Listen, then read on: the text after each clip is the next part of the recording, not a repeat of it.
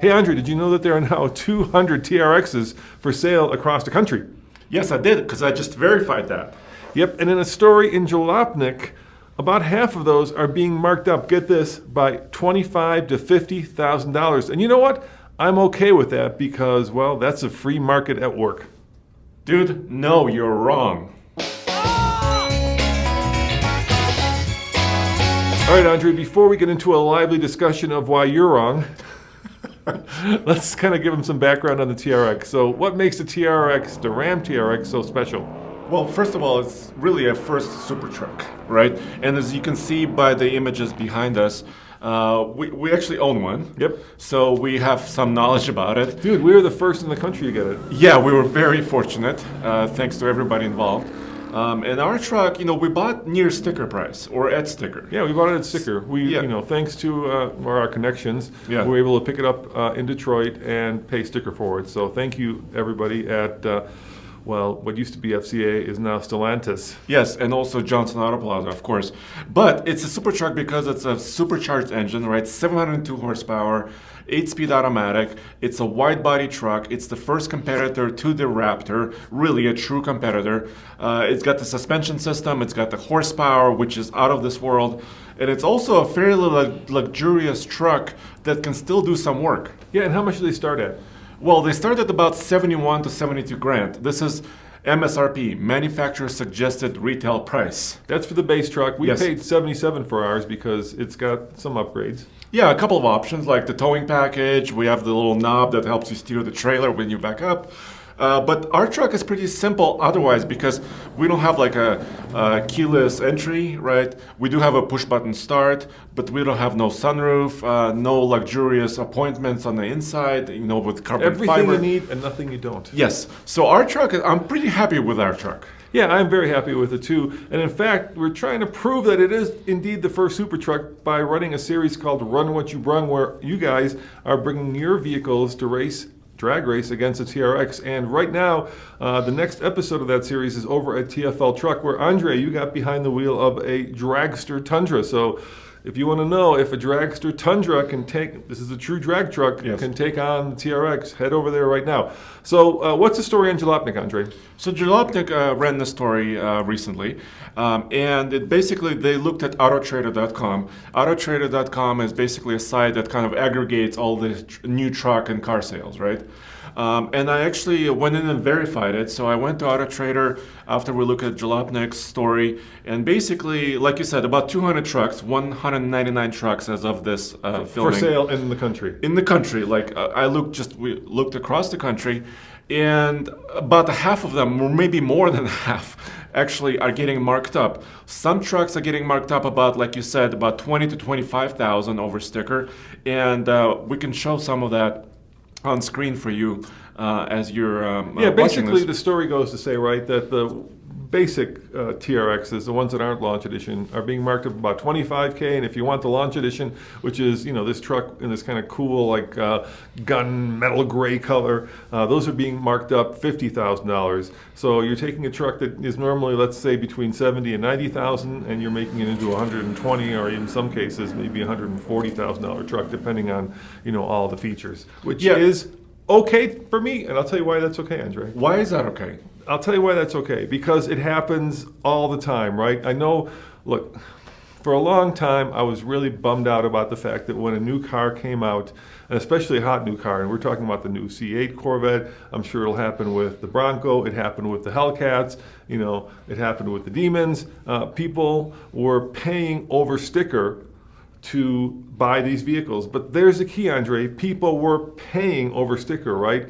Yeah, of course we'd love for the dealerships and the manufacturers to get together and say, this is not cool. The suggested retail price, the manufacturers is the price. But look, as long as people are willing to pay, then I say let the free market be the free market, right? No one's forcing anybody to pay $130,000 for a Ram TRX. Okay, so I like the free market too, Yeah. but it just kind of stings Here's why. I remember about 6 years ago, my wife and I went to purchase a Subaru, right? And at the dealership inside, there was a STI, right? A Subaru Impreza STI, a high performance car. I'm like, oh, that's really cool, right? It's an STI. I walk up to it and it had a $10,000 markup. So it was like 45 and they wanted 55. I was like, well, you know, yeah, I'm okay with paying a little bit more if it's a desirable vehicle. But dude, look at this. There's a truck right here I found. I think it's in Florida at the dealership. $146,000. $150,000, and this is before taxes. Look, I look at it in a very free market way. And what I would say is if a dealership can get that much money, then more power to them.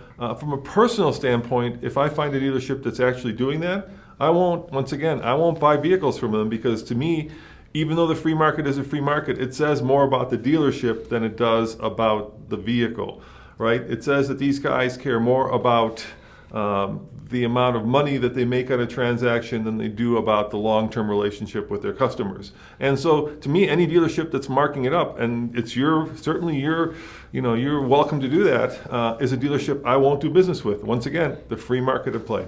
But some people will, I guess, because this is happening, right? And here we can see, we talked about the launch edition, right? Launch edition has kind of every bell and whistle, right? Yes. It has the special wheels with they're beadlock capable. You have like a sports bar behind the truck in the bed. You have like an extra spare tire carrier. You have carbon fiber, suede, materials on the inside. These trucks run at about. About 97 grand, right? That's kind of the manufacturer's suggested price, which is already pretty high price. Yeah, it's astounding, actually. But We're getting now, into supercar territory. But there. now, look at these: 121,000, 120,000. This is across the country, not just Florida. There is some in Texas, some other places. I get it. It's a popular vehicle. Everybody wants one right now.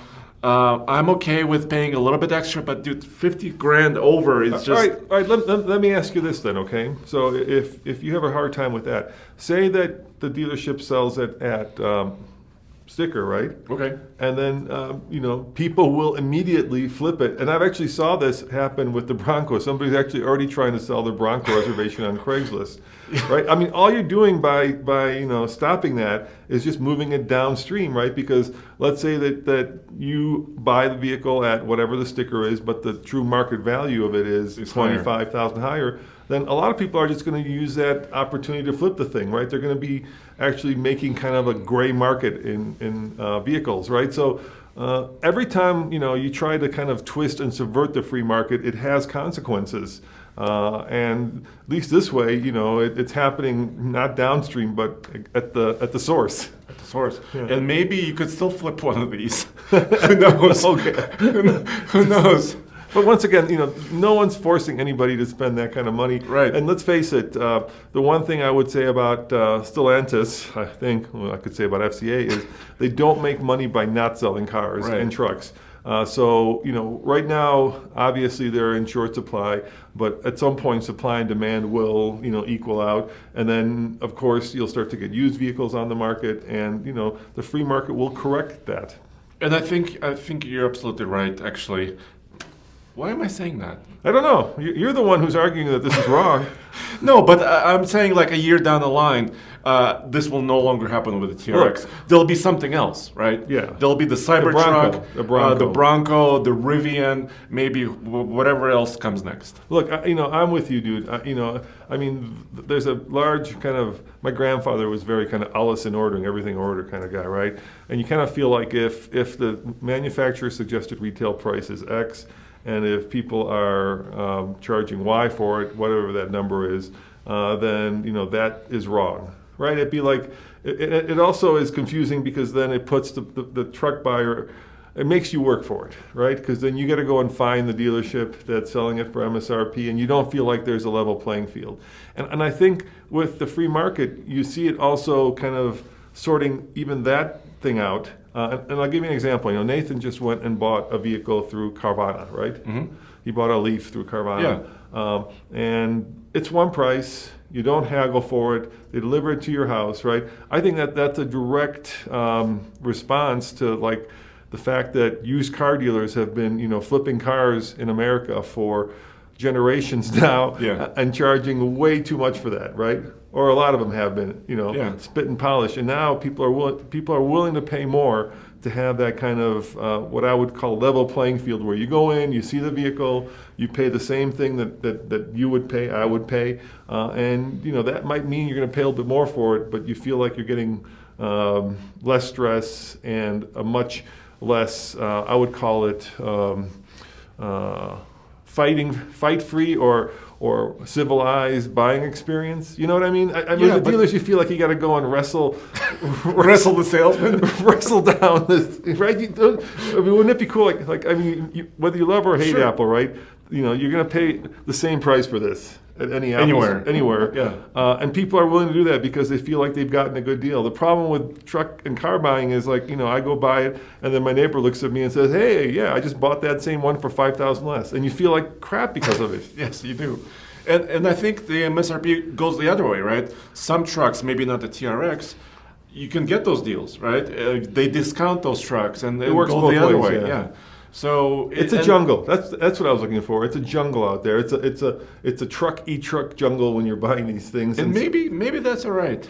Maybe that's okay. Well, look, it's the free market, and at some point, I just assume that the dealerships that don't mark their trucks up, maybe we'll take a short-term loss, but we'll end up with a long-term gain by having, a buyer, a customer, a client, whatever you want to call them, that actually values that relationship and then goes and buys the next vehicle from them. I certainly, if I went to a dealership and I saw a truck that was $50,000 over sticker, to me that would scream that this dealership values, the quick sale over me as a customer.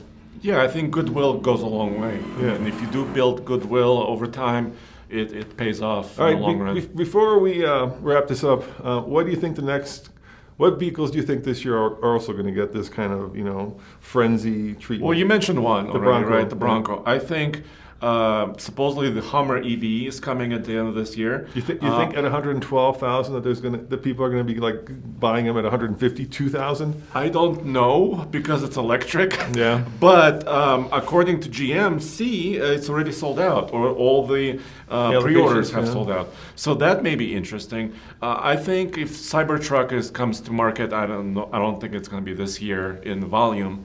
That might be one. Rivian is also very expensive, right? The Rivian truck, the R1T, will start at around $72,000 and keep going to about $95,000. But we just got an email this morning. Somebody wants an electric truck, but they've been pre-sold.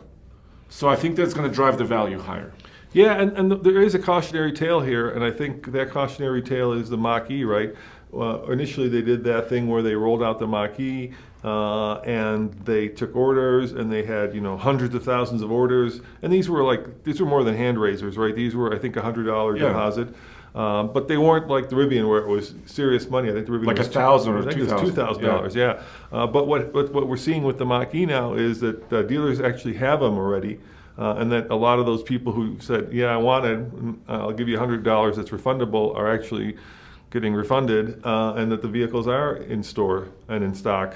So it just depends. Yeah, it depends on the vehicle. It depends on the vehicle, but I definitely think the same thing's going to happen with the Bronco. There's so much pent up demand for it. I think Tesla does a good job in controlling that. So while there might be a lot of pent-up demand for the Cybertruck, and realistically on the conference call, Musk said that there might be some beta, a few of them running around this year, but more likely it's going to be first quarter of next year. So that's gotten pushed down the road again. I think the one that might be in trouble is Rivian, actually, because they were the first ones to come out, but it was such a long time ago that the competition has caught up to it. Yeah, I think so. But still, people are asking about it. So maybe there's still some interest. So. All right, well, let us know what you think about the fact that trucks, the TRX, the new super truck, is being marked up by $25,000 to $50,000. My gosh, what will happen if and when the actual Raptor R comes out with the GT 500 engine. That's going to be probably marked up. Yes. That's another one. That's next year. But, Yeah, that's next year. But that's another one that's probably going to go through the roof. So am I wrong, or is Andre right, or am I right and is Andre wrong? Let us know in the comments. As always, this is Roman And Andre. saying thanks for watching, and remember, check out TFLtruck.com for the TRX versus Tundra drag race. Really good video that's showing right now. Yeah, where else are you going to find it? Yeah, good job. You did a good job driving. I would have been scared. You know what? Thanks. Ciao.